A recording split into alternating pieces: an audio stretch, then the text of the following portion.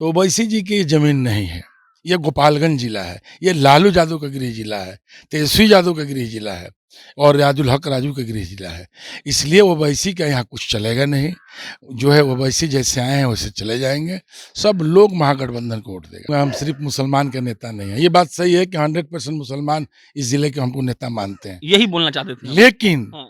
हर जात का 1%, 2%, 4% मेरे समर्थक हैं, उसी हिसाब से हमको उतना वोट मिलता है। ओवैसी साहब आएंगे हेलीकॉप्टर से चले जाएंगे, लेकिन हम ही को जनता के बीच रहना है, जनता को हमारे बीच रहना है, इस हिसाब से हम बोले। अरे बुरा लगा था टिकट नहीं मिला था तो, लेकिन बुरा इसमें कोई राजनीति मत बतियाइएगा प्लीज। बिल्कुल बिल्कुल बुरा हमको क्या लगा था, हमारे समर्थकों को लगा है, लगा भी है, लेकिन हम मनाने का काम कर रहे हैं, मान भी जाएगा, ऐसी बात नहीं, बुरा किसको नहीं लगता है।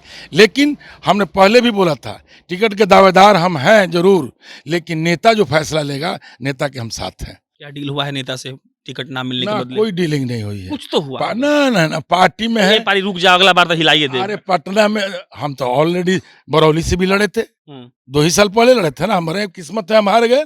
पार्टी तो हमको कभी छाटा नहीं था, हमको बरौली से दिया था टिकट। राजपूत वोट आपको नहीं मिल रहा है, सुनने में आ रहा है। बिल्कुल नहीं मिलेगा, हम जानते हैं, हमारे जो हित मित्र होंगे या मोहन जी से जिसकी नजदीकी हो या पार्टी में जो होगा वो देगा, बाकी तो नहीं मिलेंगे। बात सही है, उसका प्रत्याशी खड़ा है तो कैसे क्यों मिलेगा। वो बीटी में हर जगह लोग रिजेक्ट, देखिए यूपी का हाल, लड़के क्या हाल किए, बंगाल में गए तो बंगालों ने रिजेक्ट किया उसको।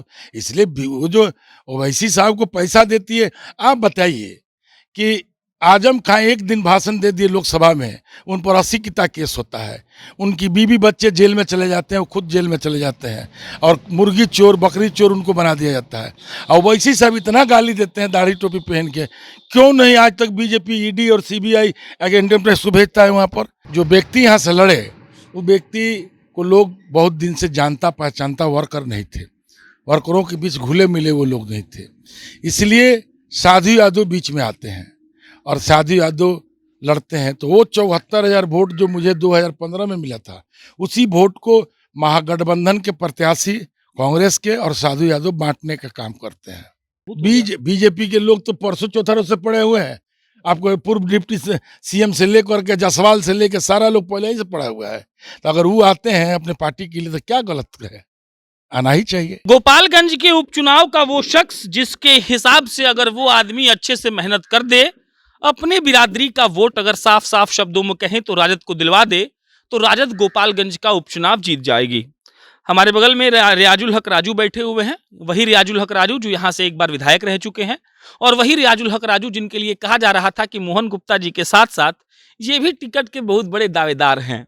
रात गई बात गई वाला सीन तो होना चाहिए, लेकिन अब क्या करें, ये हमको पता था तो हमने सोचा कि आपको बता दें। अंततः टिकट मिलता है मोहन गुप्ता को, और उसके बाद एक तस्वीर आती है सोशल मीडिया पर। तस्वीर में राबड़ी देवी के साथ मोहन गुप्ता होते हैं और मोहन गुप्ता के साथ रियाजुल हक राजू होते हैं।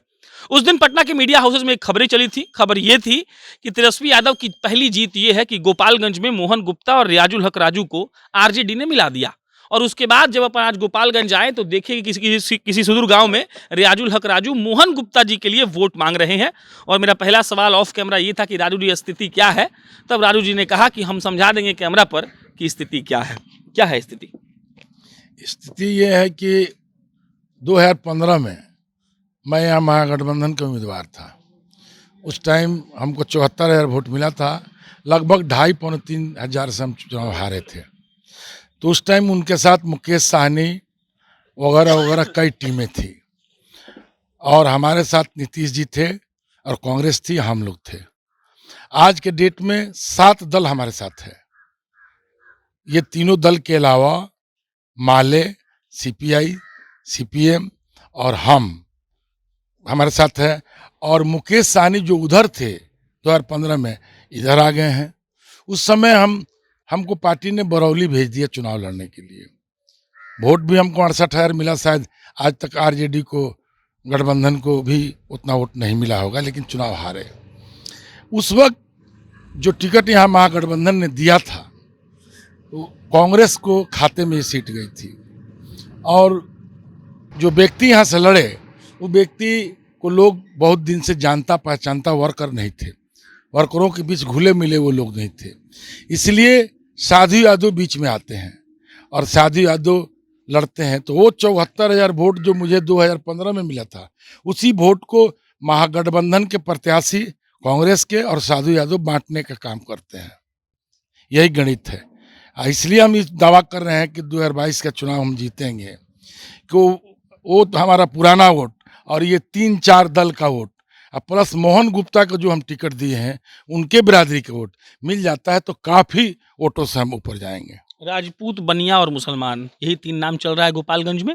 मुसलमानों के नेता हैं आप और कहा जाता है कि राजू जी जिधर जाएँगे पलड़ा उधर भारी हो जाएगा। लेकिन एक और नाम आया असलम मुखिया का और एक जंत है जिनका नाम असदुद्दीन ओवैसी है। उनका यहाँ हेलीकॉप्टर क्यों उतर गया है? एक तो पहले बात आपको काटूंगा, हम सिर्फ मुसलमान के नेता नहीं हैं। ये बात सही है कि 100% मुसलमान इस जिले के हमको नेता मानते हैं, यही बोलना चाहते थे हम। लेकिन हाँ, हर जात का 1%, 2%, 4% मेरे समर्थक हैं, उसी हिसाब से हमको उतना वोट मिलता है। जहाँ तक ओवैसी जी की बात है, तो ओवैसी जी की जमीन नहीं है। ये गोपालगंज जिला है, ये लालू यादव का गृह जिला है, तेजस्वी यादव का गृह जिला है और रियाजुल हक राजू का गृह जिला है।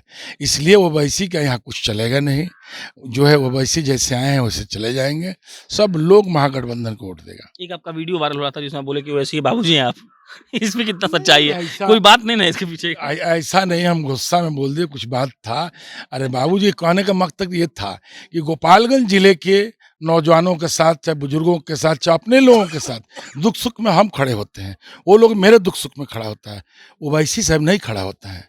ओवैसी साहब आएंगे हेलीकॉप्टर से चले जाएंगे, लेकिन हम ही को जनता के बीच रहना है, जनता को हमारे बीच रहना है। इस हिसाब से हम अरे बोले हम थे। साफ-साफ पूछ लेते देखिए, मुसलमानों का वोट सीधा-सीधा आरजेडी को पड़ता है। वो क्या असदुद्दीन ओवैसी जानबूझकर भाजपा से सेटिंग किए हैं और यहाँ पर आए हैं? सीधा सवाल। बिल्कुल, सभी लोग कहते हैं कि वो बी टीम है। वो बी टीम में हर जगह लोग रिजेक्ट, देखिए यूपी का हाल, लड़के क्या हाल किए। बंगाल में गए तो बंगालों ने रिजेक्ट किया उसको। इसलिए वो जो ओवैसी साहब को पैसा देती है, आप बताइए कि आजम खां एक दिन भाषण दे दिए लोकसभा में, उन पर 80 की केस होता है। उनकी बीवी बच्चे जेल में चले जाते हैं, वो खुद जेल में चले जाते हैं और मुर्गी चोर बकरी चोर उनको बना दिया जाता है। और वैसे सब इतना गाली देते हैं दाढ़ी टोपी पहन के। क्यों नहीं आज तक बीजेपी ईडी और सीबीआई अटेंडेंस को भेजता है वहाँ पर?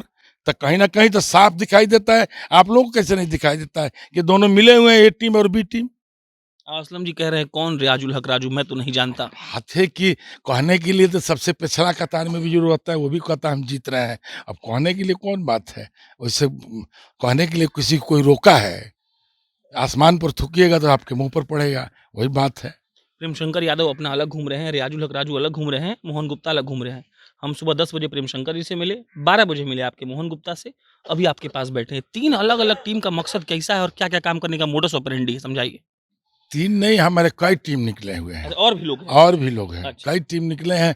जहाँ जिसका बस चलता है, जहाँ जिसकी लोग बात मानते हैं वहाँ जा रहे हैं, काम करता है। अपने मैसेज को पहचाने का काम करता है कि नहीं हम पार्टी के साथ मजबूती से हैं, कोई अफवाह न फैलाए, इसलिए घूमते हैं हम लोग। तो राजू जी इस बात का मतलब श्योरिटी दे रहे हैं कि आपका जो आपका पर्सनल वोट है वो नहीं बटेगा, वो सीधा जाएगा मोहन गुप्ता को? कभी नहीं बटेगा, आरजेडी में जाएगा और गठबंधन यहाँ से जीतेगा। आपको फिर हम बात करेंगे, 6 को मिलिएगा, बात करेंगे आपसे। अब एक और बात पूछना चाहते हैं, बुरा लगा था टिकट नहीं मिला था तो? देखिए बुरा इसमें कोई राजनीति मत बतियाइएगा प्लीज। बिल्कुल बिल्कुल, बुरा हमको क्या लगा था, हमारे समर्थकों को लगा है, लगा भी है, लेकिन हम मनाने का काम कर रहे हैं, मान भी जाएगा। ऐसी बात नहीं, बुरा किसको नहीं लगता है। लेकिन हमने पहले भी बोला था टिकट के दावेदार हम हैं जरूर, लेकिन नेता जो फैसला लेगा, नेता के हम साथ हैं, नेता के फैसला के हम साथ हैं। बुरा लगा है हमको भी, लेकिन हम भी मान गए, हमारे वोटर भी मानने की कोशिश कर रहे हैं, धीरे धीरे मान रहे हैं। 1-8% है वो भी मान जाएंगे। हमको उम्मीद नहीं बल्कि पूरा विश्वास है कि जीतेगा, सब वोट लालटेन पे पड़ेगा। क्या डील हुआ है नेता से टिकट ना मिलने के ना बदले? कोई डीलिंग नहीं हुई है। कुछ तो हुआ होगा। ना ना ना, पार्टी में ये है। पारी रुक जाओ, अगला बार तो हिलाइए दे। अरे पटना में हम तो ऑलरेडी बरौली से भी लड़े थे, हम्म, 2 ही साल पहले लड़े थे ना। हमारे किस्मत है हम हार गए। पार्टी तो हमको कभी छाटा नहीं था, हमको बरौली से दिया था टिकट। हमारी किस्मत खराब थी, हम हार गए 68,000 वोट लेके। पार्टी से इसलिए डीलिंग की कोई बात नहीं है। पार्टी कहीं रहता है आदमी, पार्टी माँ होती है। पार्टी में जो भी व्यक्ति रहता है ईमानदारी से रहता है, डीलिंग की क्या बात है? आखिरी राजपूत वोट आपको नहीं मिल रहा है, सुनने में आ रहा है। बिल्कुल नहीं मिलेगा। हम जानते हैं हमारे जो हित मित्र होंगे या मोहन जी से जिसकी नज़दीकी हो या पार्टी में जो होगा वो देगा, बाकी तो नहीं मिलेंगे। बात सही है, उसका प्रत्याशी खड़ा है तो काय क्यों मिलेगा? हम लोग से जो नजदीकी की हुआ या पार्टी में होगा। अभी जाइए बगल के पंचायत में, एक पंचायत वहाँ के पूर्व मुखिया कमेश्वर सिंह है, वो हमारे पार्टी में हम लोग के साथ हैं। वैसे वैसे कई राजपूत नाम गिना देंगे जो साथ है। मसान थाना में विजय सिंह के खानदान कम से कम 10 घर राजपूत हमारे साथ रहता है, आज भी है। ऐसे ऐसे कई लोग हैं, ऐसे बात थोड़े कि हम बिल्कुल नील हैं। तेजस्वी आ रहे हैं 3 दिन कैंपिंग करने। आएंगे ही, बिल्कुल आएंगे, कौन नहीं आया है? 72 घंटे बहुत हो गया। बीजेपी के लोग तो परसों चौथा रोज से पड़े हुए हैं। आपको पूर्व डिप्टी से सीएम से लेकर के जसवाल से लेकर सारा लोग पहले ही से पड़ा हुआ है। तो अगर वो आते हैं अपने पार्टी के लिए तो क्या गलत है? आना ही चाहिए। चलिए, ये रियाजुल हक राजू थे, बाकी मेरा नाम प्रशांत राय है। नेता घूमते हैं, नेता लोगों से जाकर इस बात की अपील करते हैं कि हमको वोट दीजिएगा, और नेता इस बात का आश्वासन अपनी पार्टी को देते हैं कि भाई साहब हम आपके सजग कार्यकर्ता हैं और हम आपकी पार्टी को जिताकर ही मानेंगे। बाकी गोपालगंज में क्या होगा और नहीं होगा ये हमको नहीं पता है, लेकिन हाँ, जो नेता बोल रहे हैं उसके हिसाब से ये लग रहा है कि दोनों तरफ से पुरजोर कोशिश की जा रही है। बाकी जो होगा आपके सामने होगा। बाकी आपको वीडियो कैसा लगा कमेंट बॉक्स में लिख के बताइएगा। मेरा नाम प्रशांत राय है, आप जनता जंक्शन देख रहे थे। बहुत बहुत धन्यवाद।